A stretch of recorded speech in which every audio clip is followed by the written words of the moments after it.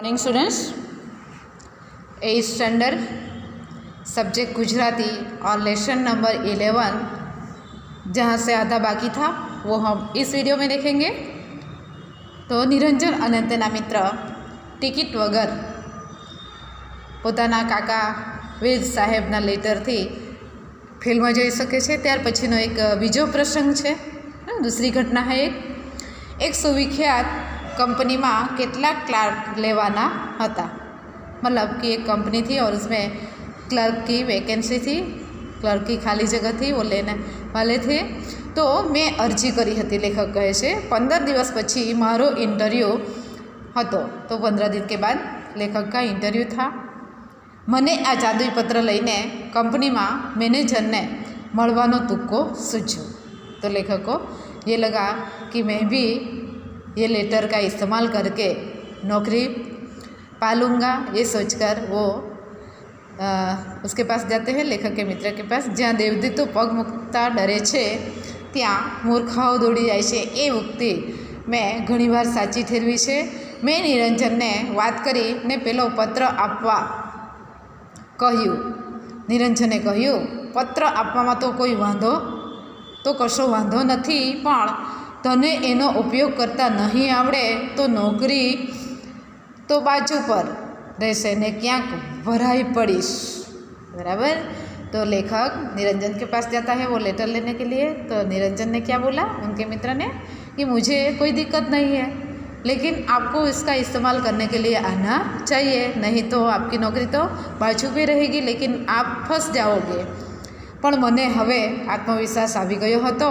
मैं कह्युं, तारी साथे रहीने मैं ए आवड़त केळवी लीधी छे, गुरुए शिष्य पर भरोसा राखवो जोईए।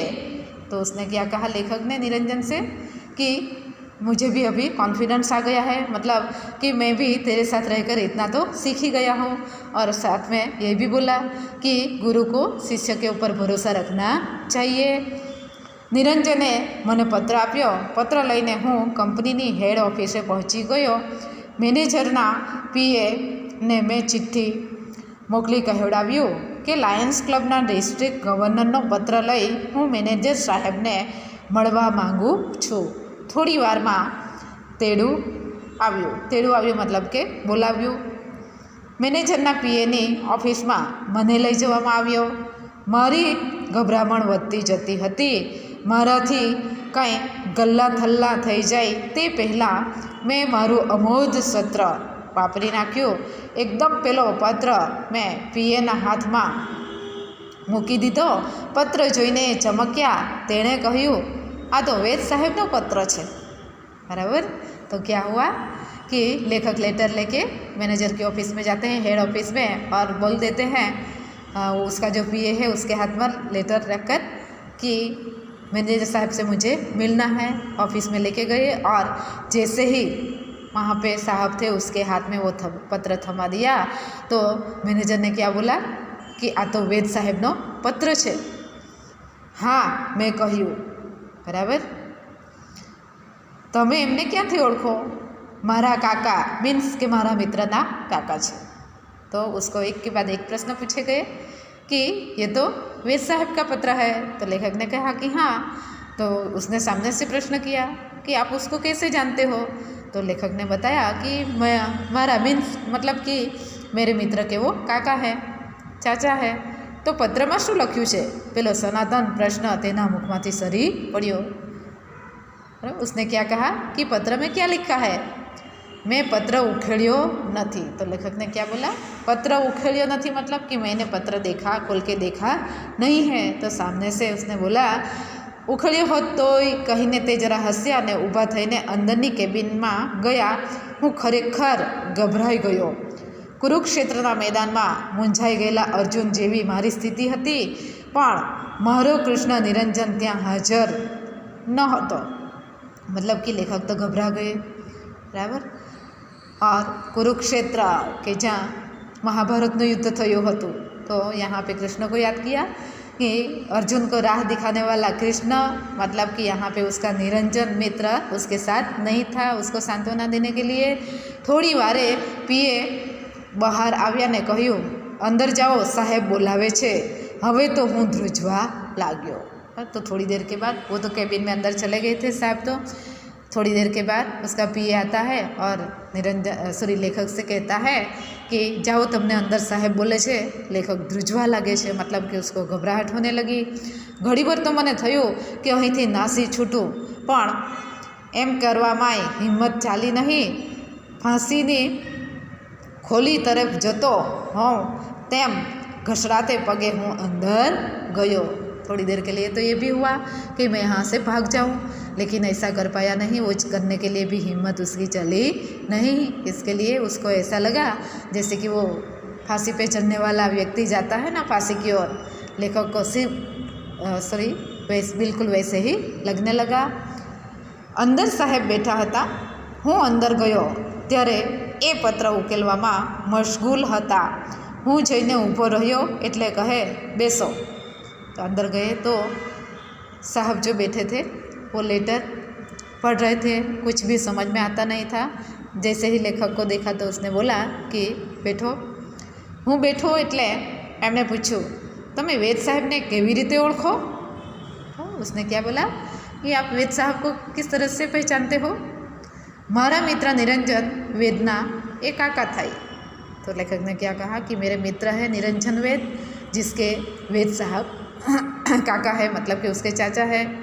मने लाग्यो कि पत्रनी असर थई रही है और ऐसा पूछा तो लेखक को थोड़ी और राहत हुई। उसको लगा कि शायद मुझे नौकरी मिलेगी, पत्र का असर हो रहा है।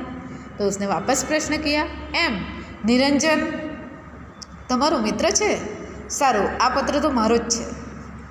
तो उसने क्या कहा कि ऐसी बात है क्या निरंजन, आपका मित्र है?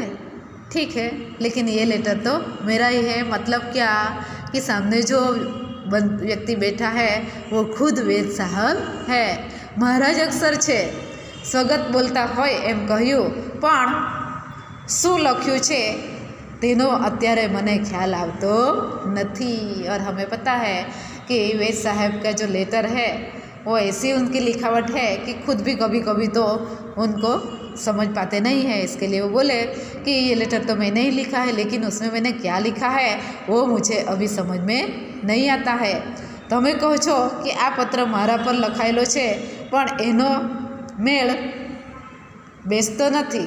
मैं मारी ज ऊपर कदी पत्र लख्यो होय एवुं मने याद आवतुं नथी।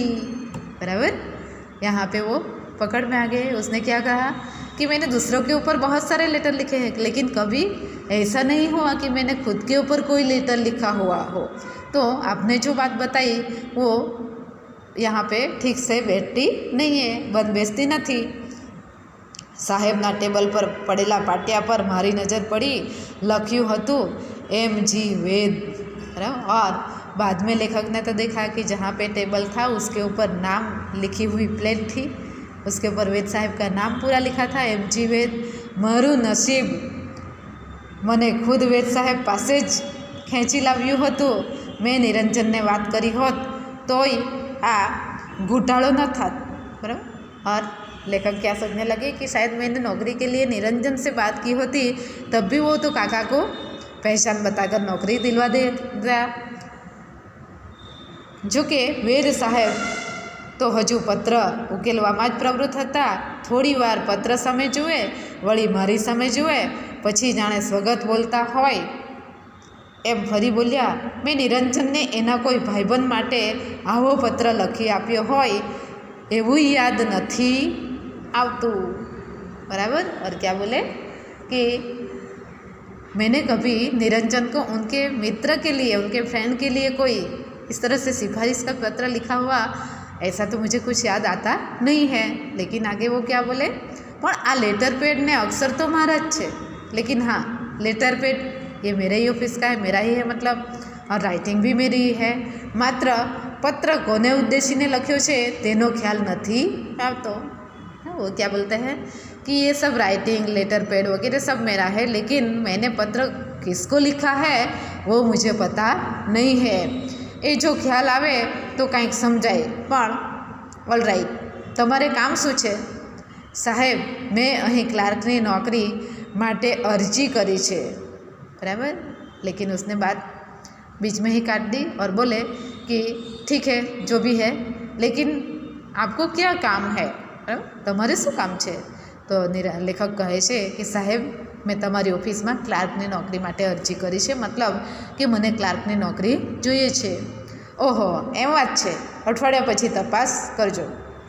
तो उसने क्या कहा, ओह ऐसी बात है क्या, एक काम करना आप 1 हफ्ते के बाद मुझे मिलना और यहाँ पे जांच कर लेना.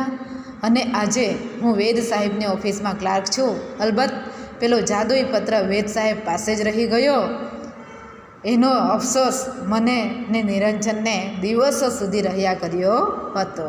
बराबर. तो इस तरह से निरंजन की पहचान से उसके काका की पहचान होने के कारण लेखक को नौकरी तो मिल गई है. आज भी वो उनकी ऑफिस में क्लर्क की नौकरी का काम करते हैं, लेकिन इनको और उनके मित्र को एक बात अभी भी दिल में रह गई है. वो कौन सी है कि उनका लेटर जो और काम करवा देता था, वो लेटर किसके पास छूट गया, उनके काका के पास. ओके स्टूडेंट, यहाँ पे ये लेसन ख़त्म होता है और फ़ोटो आएगी प्रश्नोत्तर की, वो आप लोगों को वर्कबुक और नोटबुक में लिखना है.